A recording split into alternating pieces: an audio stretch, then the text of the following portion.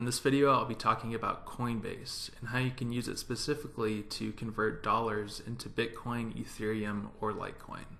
Coinbase is by far the most popular platform to do this, but they also own an exchange called GDAX that allows you to do this with a little less fees.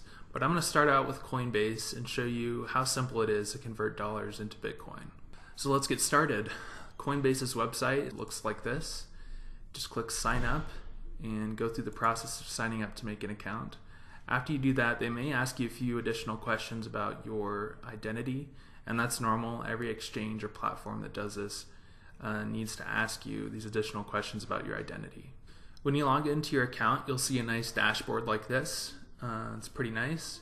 Here's your recent activities, so if you've sent or received Bitcoin, and here's your portfolio where you can see how much of each coin you own, and also you can use Coinbase to store USD, which is pretty nice.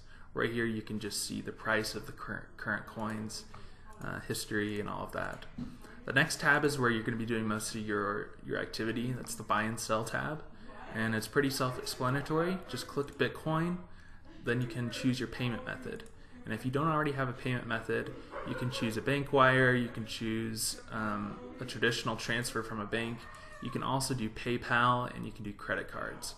And just read a little bit into this, because some methods will offer higher limits or more fees or less fees, so just keep an eye on that.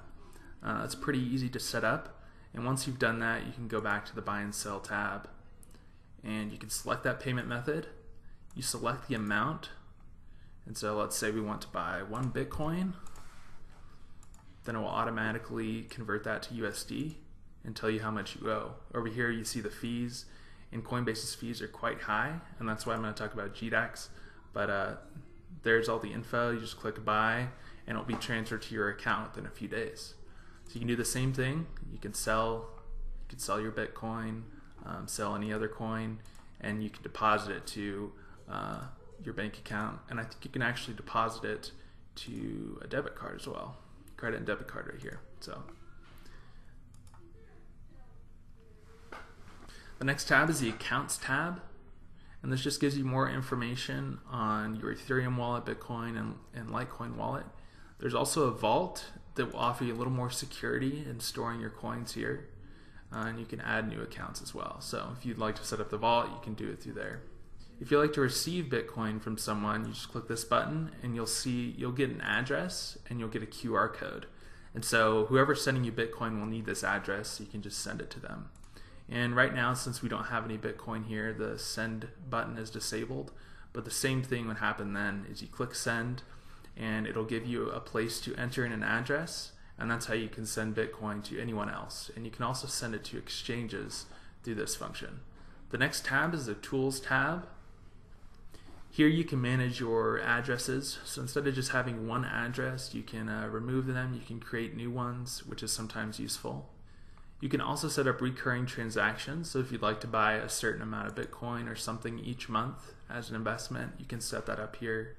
I don't have any reports here, but you can just get more information about your transactions here in a download or these reports. So transaction history, you can see your buys and sells, you can look at fees, all of that is available here, so that might be useful for taxes, for example. And next you have the history. So just like what we were talking about on the front page, where you see your history or your recent transactions, this shows you even more. You can download it and do whatever you want with that. I believe it gives you a CSV file or an Excel file, but this is just useful to see where your money's been going and keep track of things. And finally, we have the Settings tab, but you can just change your profile information, change your address, and all of that. One thing that I would emphasize is that you go to security and you set up two-factor authentication. And the reason is, when you're dealing with cryptocurrency, since it's such a new thing, you just want to make sure you're being as secure as possible. There have been exchanges that have been hacked, and you just don't want to risk that. So I use Google Authenticator for this two-factor authentication. You can also use SMS. So when you're logging in, it'll send you an SMS, and you can just check the code and enter it in. So that's how you set this up here. You can click verify a phone, or you can use Google Authenticator, which I've chosen to use. And that's pretty much it for Coinbase. I'll also show you GDAX, which is connected to Coinbase. Now I'm on GDAX's website, and I can actually sign in with my Coinbase credentials, which is what it's doing right now. So this is the back end of GDAX. They have a pretty nice dashboard. It can look intimidating if you're just familiar with Coinbase. You've got the order book, you've got the chart and everything. But for our purposes, if you're just trying to buy Bitcoin, just make sure you're on the right pair. So hover up here and click Bitcoin USD, and click market, and then just type in the amount that you'd like to buy. If you'd like to learn a little bit more about limit and stop orders, Google will help you out with that. But basically, a limit order will just let you make a purchase at a certain price. Market order will take whatever price is available.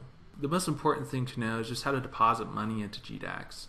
So assuming that you put money in Coinbase already, you can just click deposit and go to Coinbase account, and it'll show up here. So you can just click on this and then deposit funds into GDAX. And that will happen instantly just because they're both connected. You could also use a bank account, bank wire, Bitcoin address, all of that. If you'd like to know what the difference in fees are, you could I just Googled fees for GDAX, and I saw this page. So this tells you how much you're paying. You can compare that to Coinbase and see how much you're saving. But that's it. In order to buy Bitcoin, that's all you need to do. You've got settings over here on the right. You can do stuff with the API. You can connect it to other services. Look at the fees. Look at the basic settings. And that's basically it. So hopefully you get familiar with this. It's a nice platform. And if you're going to be trading, you'll probably use GDAX quite a bit. In the other videos, we'll go over another exchange called Bittrex that will allow you to buy all sorts of altcoins. But for the main coins, GDAX makes it really easy. And next, we'll talk about how you can transfer over these funds into another exchange to purchase altcoins.